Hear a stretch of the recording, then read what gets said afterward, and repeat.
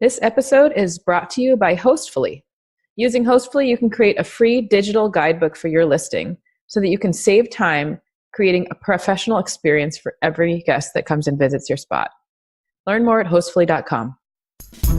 Welcome to Get Paid for Your Pad, the definitive show on Airbnb hosting, featuring the best advice on how to maximize profits from your Airbnb listing, as well as real-life experiences from Airbnb hosts all over the world. Welcome. Get paid for your pad. Get paid for your pad. Get paid for your pad.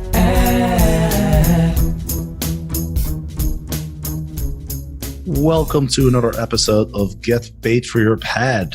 And today the topic of this podcast is hospitality and how to create a great guest experience that will give you plenty of 5-star reviews and happy guests and happy hosts. A happy guest is a happy host, I always say. I've got a real expert today on the show. I'm super excited. His name is John Oden, and together with his wife Ellen, they run 4 properties.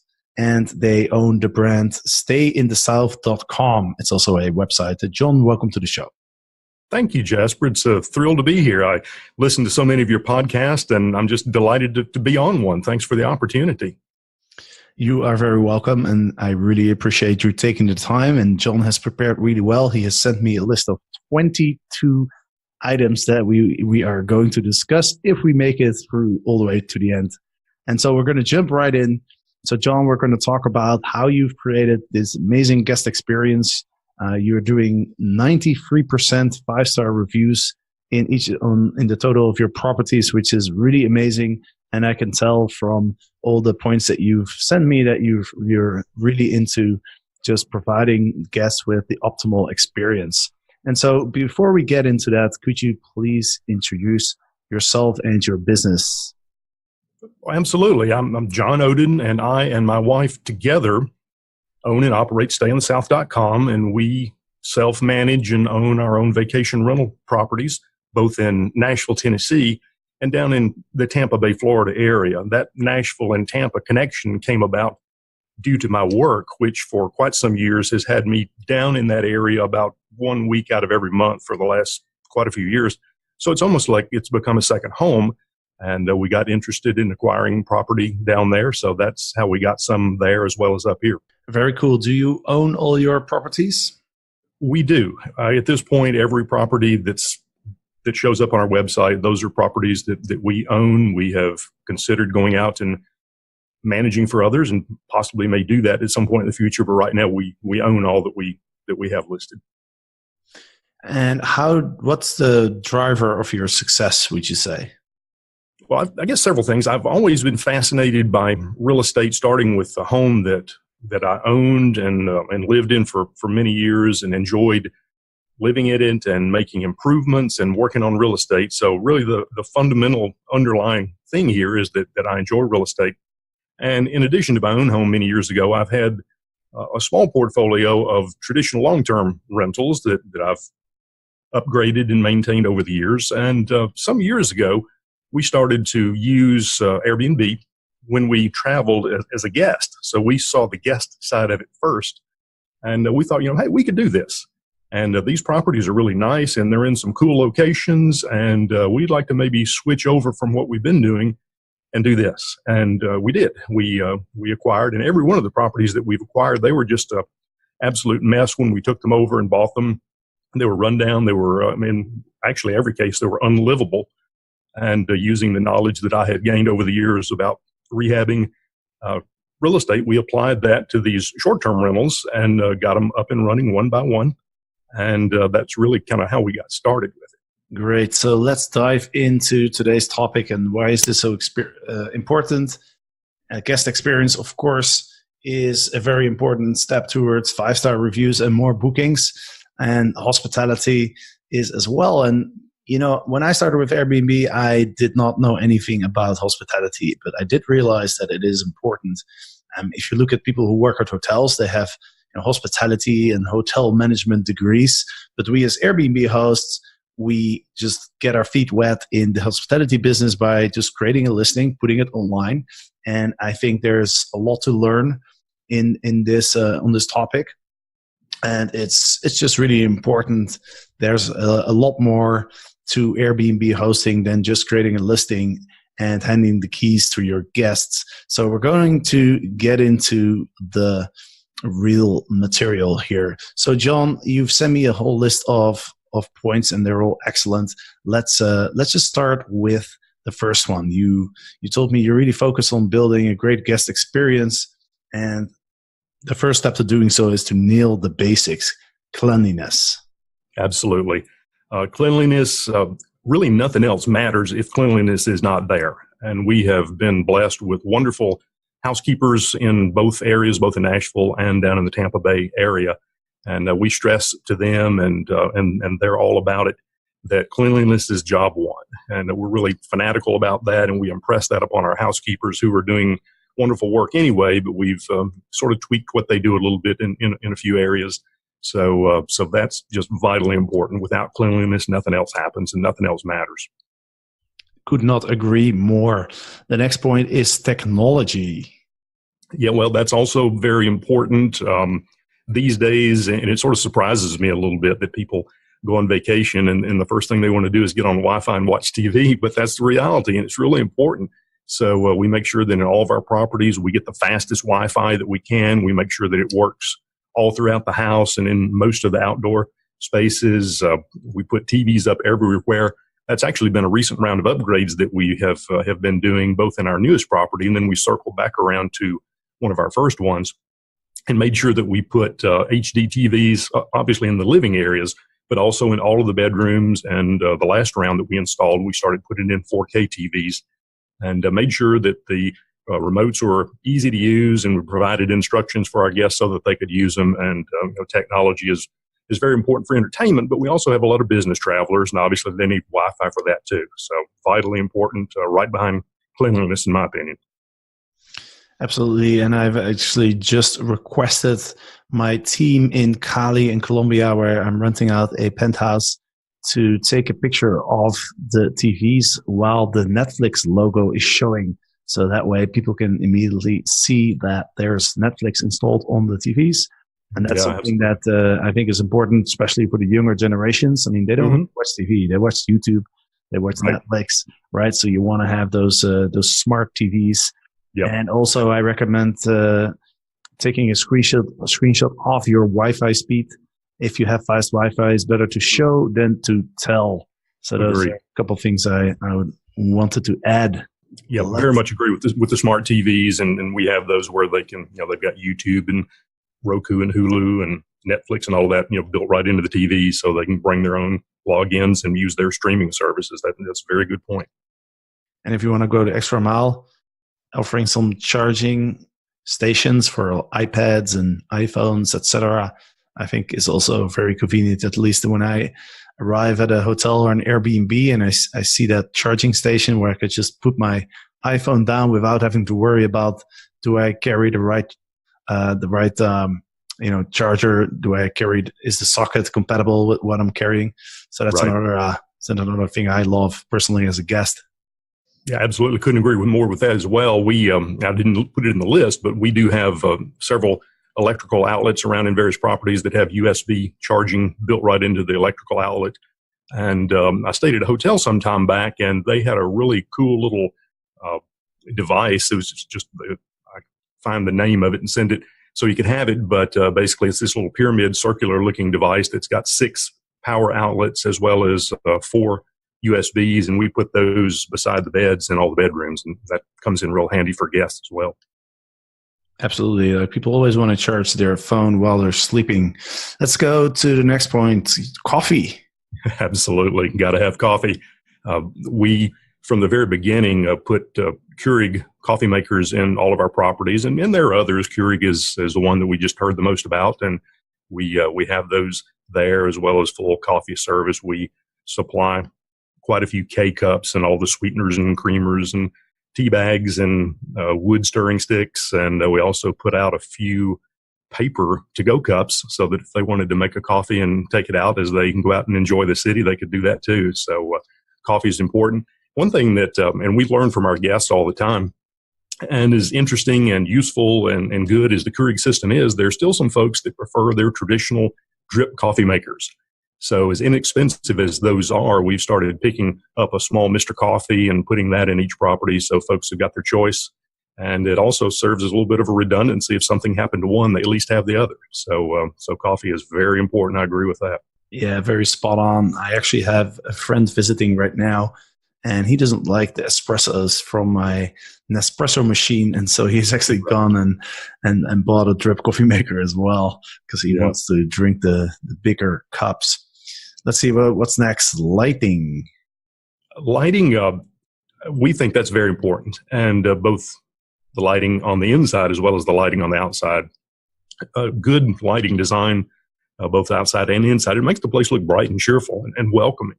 And putting myself in the guest's position, they're driving to a place that they've probably never been to before, and they're pulling up to a strange house. And the last thing that we want them to do to begin their experience is to be stumbling around in the dark and maybe not being able to find the door or find the lock. So we make sure that we have automatic lighting that lights up on the outside. And part of our pre-check procedures before guests arrive is to light up the inside. We turn on all the small table lamps in all the bedrooms, and then the kitchen and the living area, we turn on all the lights, the overhead lights. We've put in extra LED recessed lighting to just make it a bright, beautiful place. And we also turn the TVs on just to let them know that their TV's there. And it also kind of forces us to make sure that there are no problems with the cable and the internet. We check all of that out. So we want them to walk into a beautiful, welcoming, lively space, and lighting is a big part of making that happen. That's an important point that you mentioned. An Airbnb cleaning is not just cleaning the place, it's also making the space ready for the particular group of guests that you're hosting, right? And there could be some specific things to the group. For example, if there's a baby in the group, you might put out a baby cot, and there's other customizable options that you want to take into account when you're preparing your house. And I really like this idea of turning on the TVs and just making it bright and lively, and at the same time you can check that all the devices are working, and that's very important as well. If you provide something, it has to work. Absolutely. It's better to not provide it at all than to provide it broken or inoperative, and we're pretty fanatical about that as well. And speaking of the guest experience, we try to begin that way before they arrive at our property through personal communications. I make it a point to, in this world of sending email messages and platform messages and texts back and forth, I always make phone calls to try to establish that relationship early on.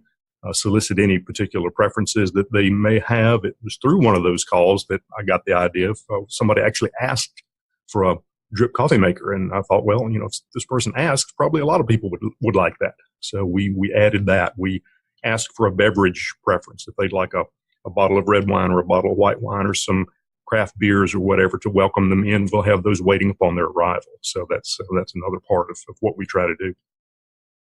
You touched on a couple of really good points. I always say the guest experience starts at the moment that the booking is confirmed, not exactly at the moment that the guest checks in. So I think that's really important, building that relationship beforehand so that the guests really feel that you as a host are on top of your stuff, that they can rely on you, because that's really important, right? On Airbnb, it's a bit different when you check into a hotel. You're pretty sure that there's a reception, there's people there. Right. But when you book an Airbnb, you're kind of dependent on the host, and so communicating well really helps to make the guests feel comfortable. That's a really good point. Let's see. The one question about the beverages. I know there's an issue with beverages and underage people, like in the US, I think the drinking age is 21, is it? Yes, I believe so, and that can vary from state to state. That's a state law thing, so that depends.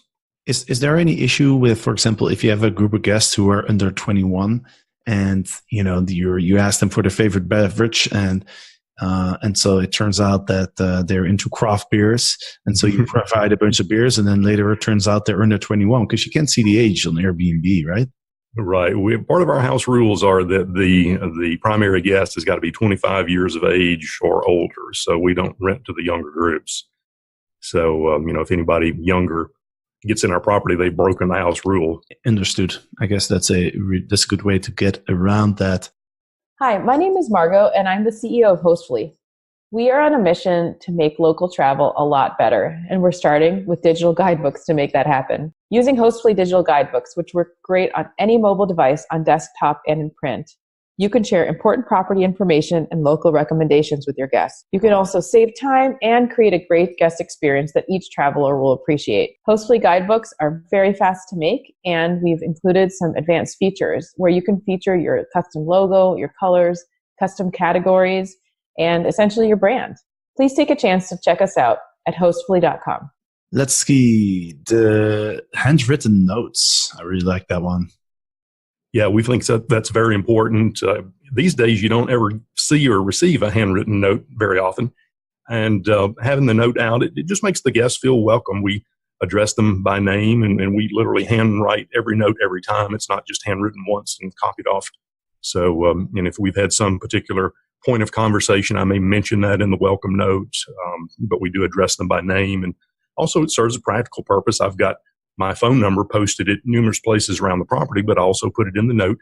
And if they need to call, and of course, we will have spoken multiple times before then, so they probably already have my phone number in their contacts, but I put it there again and just give them that personal welcome to really try to get their stay kicked off on a good start. If they've walked into a bright, lively space and they see that it looks exactly like the pictures in the listing and they're personally welcomed, then we believe they're going to get off to a good stay. And even if there is a little glitch along the way and things happen, we've built up hopefully enough goodwill that'll kind of get them right past that. And whenever something does come up, perhaps a problem with the internet or whatever, we're on it immediately. And as a result, we tend to keep a pretty happy group of guests like that. One question: how do you provide personal handwritten notes when you're managing the properties remotely in Florida? But we have our housekeeper trained up to do that, so it's not always personally my handwriting, but it is somebody's handwriting that provides the note. Understood. One thing I really like as well is that you ask the guests immediately after they book about their plans and the things they would like to see and do, so that you can make suggestions based on that knowledge. Exactly. Yeah. Most guests come for a stay with some particular set of goals in mind. They know that there's some things that they want to do and see. They may not know exact specifics, but they might know that, we want to go to the beach, or if we're coming to Nashville, we want to see some good live country music. So we sort of try to draw that out during our conversations and make suggestions and ask them if they have questions. And that just gets a good dialogue started. And this often happens weeks or even months before the stay. So we've kind of got this little relationship built before they ever even walk into the door. Right. It kind of goes two ways, right? On one hand, you get the information, and also you really show to your guests that you care, and you're building that relationship by having more longer interactions, and more interactions. That's pretty good. Right. Let's see. Next point is always respond to every single review. Mm-hmm. We do. And I think that's important for a number of reasons. Number one, it's just one more opportunity for us to say thank you to the guest for booking their stay with us and for the kind words that they, in just about every case, write in the reviews. And also, if we do get, and we have gotten, due to unknown reasons, a guest that left us like a 3-star review or something, and we wanted to reply to that as well. And if you only reply where there's an issue or a problem, then when somebody comes and looks at your reviews, they're going to focus in on the ones that had an issue or a problem. But if we reply to all of them, then it makes any issues not stand out quite as much. And it's another way to say thank you. And then if there somehow was a mismatch of expectations and they didn't feel like they had that 5-star experience, anyone looking can see that those guests are in the extreme minority, and we've responded graciously and offered to hear back more feedback with them and see if there's some way we could have done a better job to meet their unique needs. I'm a big proponent of responding to every single review, and I have never thought about what you just brought up. Actually, the fact that if you only respond to the negative reviews, that makes them stand out. That's very true, and Yeah. I've seen that many times actually. And I think this is something that a lot of people kind of overlook. I see a lot of hosts who are doing really well, who will, like you said, only respond to the negative reviews, and they're thinking as well, if everything was okay, then what's the point of me responding? But I think you're absolutely right.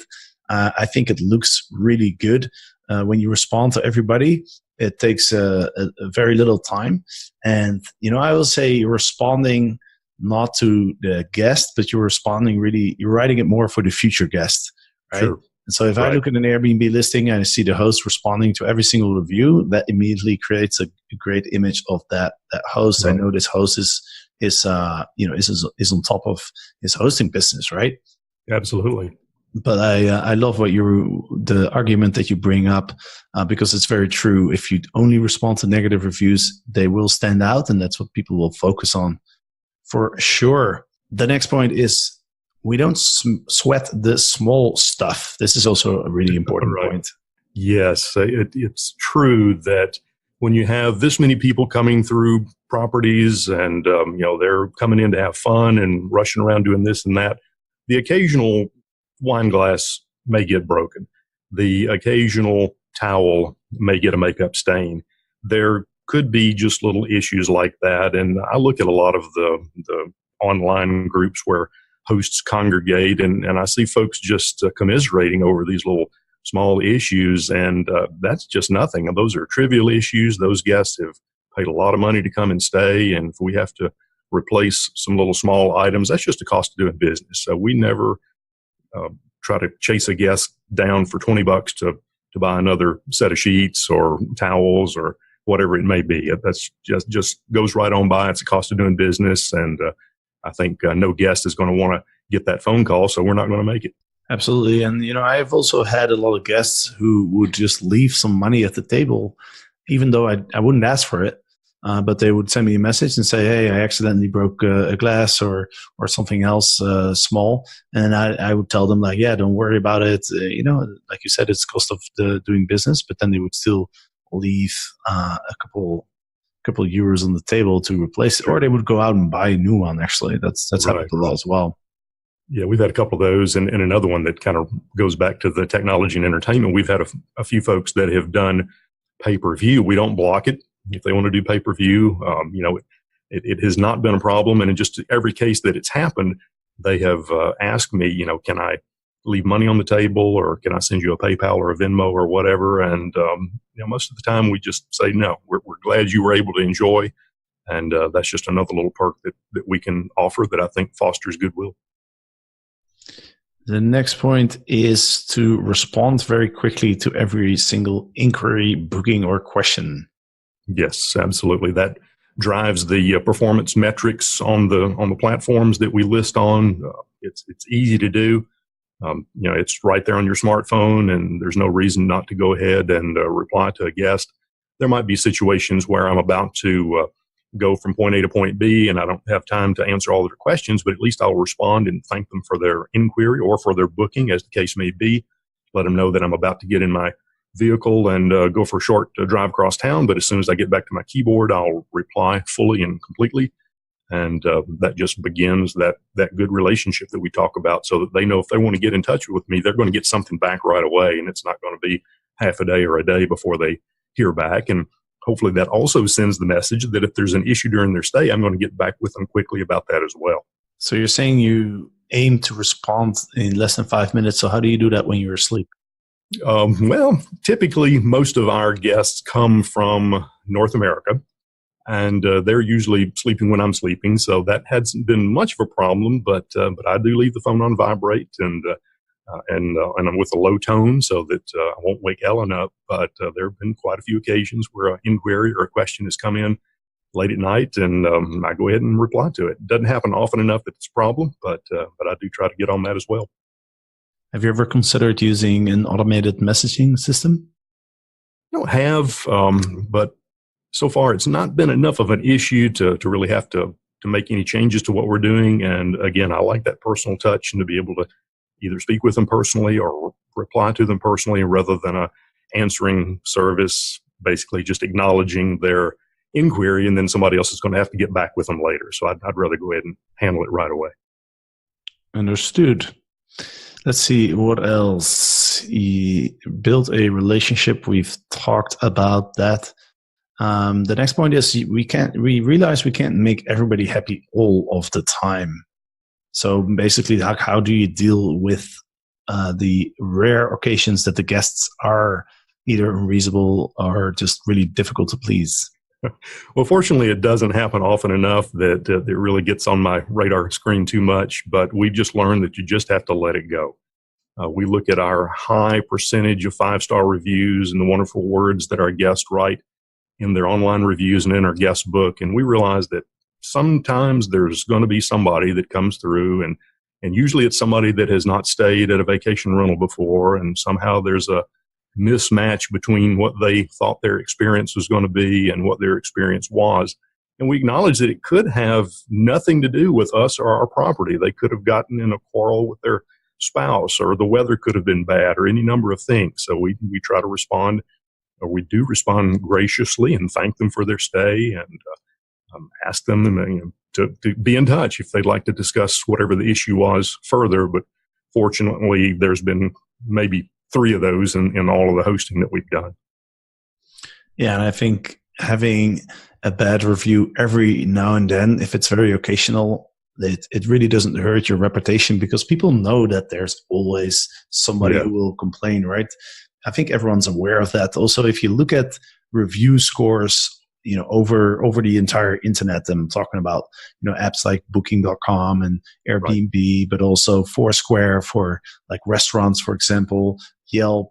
And you look at all the ratings, a really good rating is like an 8.5, a 9, a 9.5. But I mean, how often do you see a 10? You really never do. And at some level, now Ellen's going to disagree with me on this, but I think the occasional little bump in the 5-star reviews actually makes it look more real. And I just wonder if some guests see, 5-star, 5-star, 5-star, 5-star, and all there are 5 stars, they may wonder, has this been somebody gaming the system here? But if they see, a 4-star or a 3-star, very, very rarely, I don't think it hurts. And in some ways, I think it makes you more real. Yeah, absolutely. I actually agree with you. And if I see a flawless review or a flawless number rating or whatever, if I can't find anything negative, then like you said, I almost start doubting it subconsciously. But I'm also wondering, it's impossible to please everybody. And I know that I have a different taste than some people. So if I see a restaurant that has like a 10.0, then I'm just thinking, well, how is that possible? Because it's got to be somebody who doesn't like the food there. So I think you're right. I mean, if it's really like a small percentage, then I think it can be maybe even a good thing. But more importantly, it gives you the opportunity to respond to the negative review in a non-defensive way, and that can really show that you're professional and that you're if you're emphasizing that you're gonna try everything you can to solve the issues in the future, because again, you're writing the response to the review to future guests.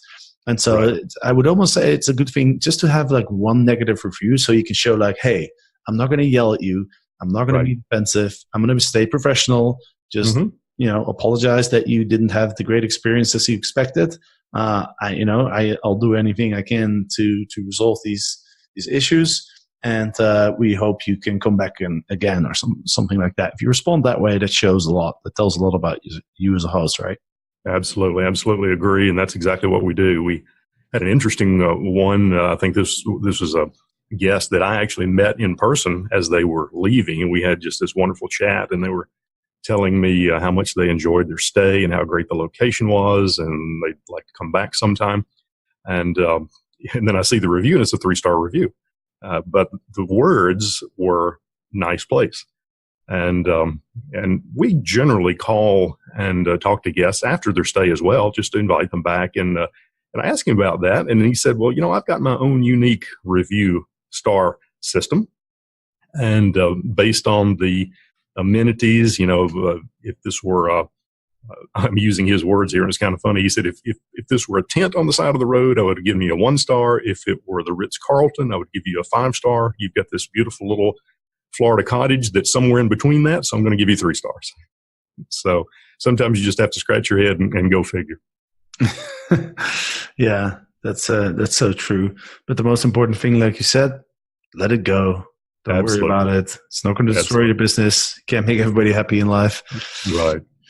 Awesome. Well, that was a lot of great content. I think we've gotten to the end of the list. Are there anything else that comes to mind that you want to share?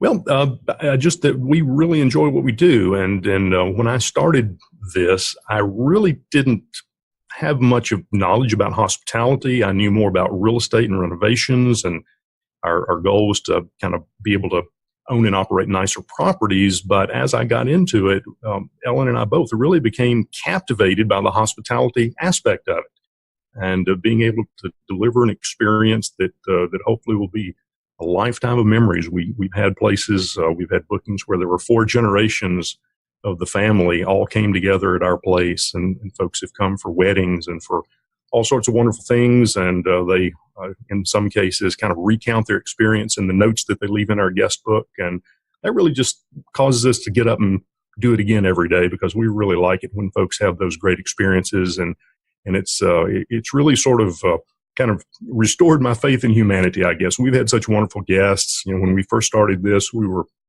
curious, are they going to damage our property, or are they going to steal things? And that's absolutely not been the case. And I've just been blown away with the quality of the people that come, and we just haven't had the problems. Maybe it's because of the screening or the locations. You know, we're not in big party areas, but it's just been a great experience, and we have a great time doing it. That's awesome to hear, man. Really good to hear you're so passionate about this. And definitely, you know, our minds are always kind of programmed to look for the things that can go wrong. And so when people start Airbnb hosting, they're typically a little bit apprehensive about inviting random strangers from the internet into their homes. And it's always good to see that, you know, most hosts have great experiences, and all those disasters that they were expecting, you know, often didn't happen at all, or something small happens every now and then and occasionally. And so that's always really good to hear. Awesome, John. Do you want to let people know how they can find you? Because, of course, it's very clear that you know what you're doing. So I'm sure a lot of people listening are dying to check out your listings and maybe learn a couple of things from that as well. Absolutely. They can visit our website. It's simply stayinthesouth.com. No dashes or anything, just stayinthesouth.com. And our contact info is on the contact page of the website. So I'd be glad to hear from anyone that might be a listener to the podcast. If there are questions we can answer, if we can share anything that we've done that's worked well, we'd love to do it. So yes, absolutely. Great. Well, thank you so much for coming on the show and sharing your experience. I think we've covered a lot of important things. And any final words before we close this down? Well, just a big thank you for the opportunity to be on your podcast. Jasper, as you and I chatted earlier, I've listened to it since almost the beginning of our hosting journey, and it's been a real delight to find myself as a guest on the show, and I never would have thought that would happen. So thank you for that. You are very welcome. That's great to hear. So thank you very much, John Oden, and your wife, Ellen, as well. As you have mentioned several times, she needs to get a lot of credit as well for your success. Absolutely. It's a teamwork, isn't it? Indeed it is. Could not do it without her. We each kind of have our strengths, and we each have our roles, and very much a team effort, and it could not be otherwise. That's great to hear. Well, thank you so much, and thanks to the listeners as well for listening. And of course, next Wednesday, we'll be back with another episode. So I hope to see you then. Goodbye.